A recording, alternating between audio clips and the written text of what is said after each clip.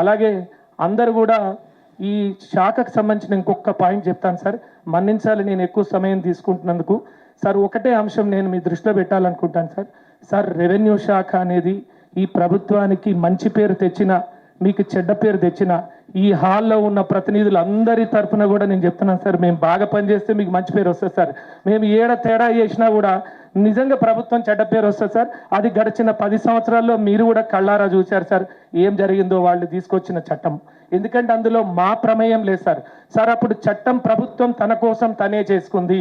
ఇప్పుడు ఈ ప్రభుత్వం చట్టం ప్రజల కోసం చేస్తూ దాన్ని ఇంప్లిమెంట్ చేసే మా అందరికి కూడా మీరు అవకాశాన్ని కల్పిస్తూ మమ్మల్ని భాగస్వామ్యం చేస్తున్నారు sir.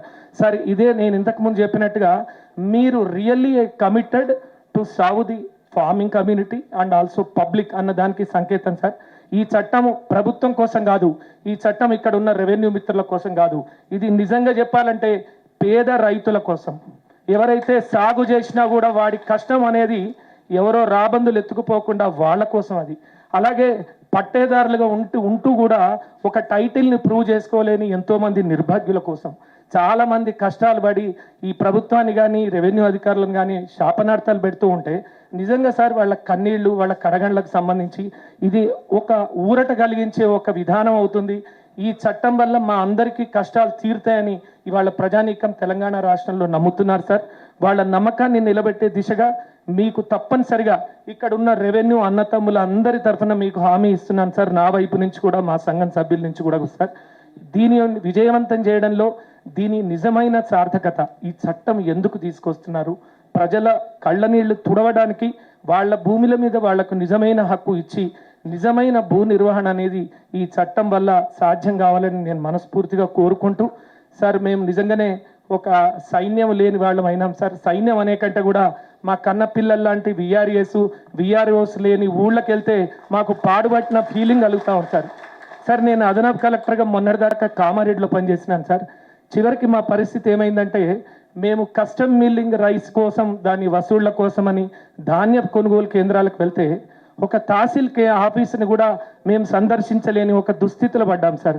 Sir we literally physically delinked with remaining revenue administration sir. ఇక్కడ విభజించు పాలించన్నది ఆంగ్లేయుడు పెట్టిపోయింది, మా రెవెన్యూ శాఖలోనే జరిగింది సార్. విఆర్ఏలను తీసేసిండ్రు, విఆర్ఓలను తీసేసిండ్రు, ఉన్న తహసీల్దారులను నిస్తేజతం చేసిండ్రు, నిర్వీర్యం చేసిండ్రు, మొత్తం శాఖను భ్రష్టు పట్టించేసి ఇప్పుడు రెవెన్యూ అని చెప్పుకోవాలంటే భయపడి సిగ్గుపడే ఒక పరిస్థితికి వచ్చినాం సార్.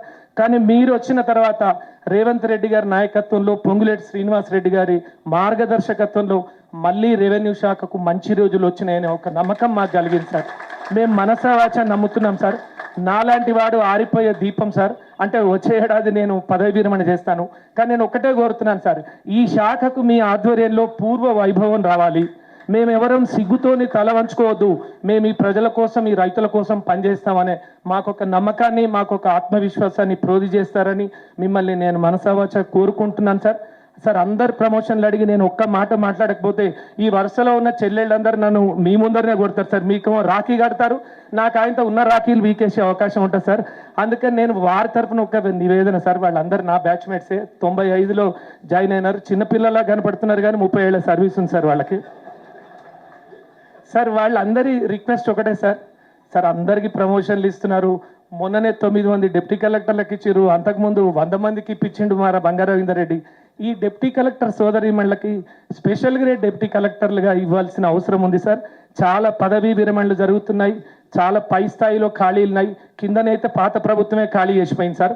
మొత్తం మందిని ఖాళీ చేసి వాళ్ళు ఏం సాధించారో నాకు తెలియదు, కానీ ఆ పుణ్యం ఆ పాపం వాళ్ళకే తగులుతుంది. ఈ డిప్యూటీ కలెక్టర్లకి స్పెషల్ గ్రేడ్ పదోన్నతులు ఇవ్వాలని, అలాగే అర్హులైన స్పెషల్ గ్రేడ్ డిప్యూటీ కలెక్టర్లకి సెలక్షన్ గ్రేడు, మా ఏనుగు నరసింహారెడ్డి లాంటి మిత్రులకు ఐఏఎస్ రావడంలో కూడా మీరు తోడ్పడాలని కోరుతున్నాను సార్. ఇప్పటిదాకా తెలంగాణ పుట్టినాక ఒక్క తెలంగాణ డిప్యూటీ తహసీల్దారు ఇప్పటిదాకా కలెక్టర్ కాలేదు సార్. ఇది అందరికీ తెలుసు. కాకపోతే మీకు ఐఏఎస్లు వస్తాయి అని మాకు ఇట్లా అందరినీ ద్రాక్షలాగా చూపించి ఒక్క ప్రమోషన్ ఇవ్వలేదు, ఎవరు ఇప్పటిదాకా కాలేదు సార్. 17 ఖాళీలు ఉన్నాయి సార్ ఐఏఎస్లో. మీరు పూనుకొని పెద్ద మనసు చేసుకుంటే మా అన్నదమ్ములు 17 మంది మన రెవెన్యూ కలెక్టర్లుగా ఐఏఎస్లు అవుతారు సార్. ఆ దిశగా కూడా మీరు మా అందరికీ తోడ్పడాలి సార్. సార్ నేను కోరుకున్న ప్రతి దాంట్లో ఒక్క ప్రమోషన్ కలెక్టర్గా మీరు అక్కడ ఇప్పిస్తే ఒక విఆర్ఏ ఇదివరకు విఆర్ఓ అయ్యేవాడు సార్. అక్కడ ఒక స్పెషల్ గ్రేడ్ ప్రమోషన్ ఇప్పిస్తే ఒక విఆర్ఓ జూనియర్ అసిస్టెంట్ అయ్యేవాడు సార్. ఓ junior assistant revenue inspector, deputy tahsildar ఇలా ఒక చైన్ ఉండేది సార్. ఈ చైన్ మొత్తం కూడా దెబ్బతీసి మాకు బే చైన్ మిగిల్చారు సార్. మేమందరం ఇప్పుడు బికారీగాండ్ల లెక్క అయినాం సార్. కానీ ఇప్పుడు మీరు వచ్చినాక నేను కొద్దిగా గొప్పగా ధనవంతుడిగా ఫీల్ అవుతా ఉన్నాను సార్. దయచేసి మా మనసు నిండా ఈ సంతోషాన్ని ఇలాగే 10 కాలాల పాటు మీరు నిలపాలని కోరుతున్నాను సార్. మొట్టమొదటిసారి మాకు ఈ అవకాశం ఇచ్చి మాట్లాడించినందుకు వంగ రవీందర్ రెడ్డికి ధన్యవాదాలు తెలియజేస్తున్నాను సార్. ఎప్పుడు పిలుస్తాడు కానీ మైక్ ఇచ్చిన పాపాన పోలేదు సార్. నేను రావడము, చివరికి ఆయననే ఓపెనింగ్ రిమార్క్స్, ఆయననే వందన సమర్పణ. మరి నన్ను ఎందుకు పిలిచినావా వంగ రవీందర్ రెడ్డి అని కూడా నేను చెప్పలేక, సరే పోనీలే ఇంకో వేదిక మీద పిలుస్తాడు కావచ్చు అనుకుంటా. మా మిస్సెస్ అన్నది, నువ్వు రిటైర్ అయిన దాకా పిలిచేటట్లేడు రవీందర్ రెడ్డి అని. సో ఈ నేపథ్యం కూడా మీ సమక్షంలో నేను చెప్పుకుంటూ, అందరూ రెవెన్యూ మిత్రులకి మీరెవరు అధైర్యపడద్దు.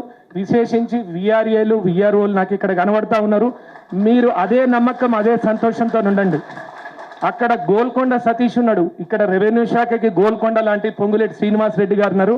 మీరు ఎవ్వరు కూడా ఆయననే పెట్టని కొండ పెట్టని అండ గనక వారిని నమ్ముకుందాం. వారు ఖచ్చితంగా మనకు మంచి చేస్తారని కోరుతూ మీ అందరికీ మరొకసారి ధన్యవాదాలు తెలియజేస్తాను.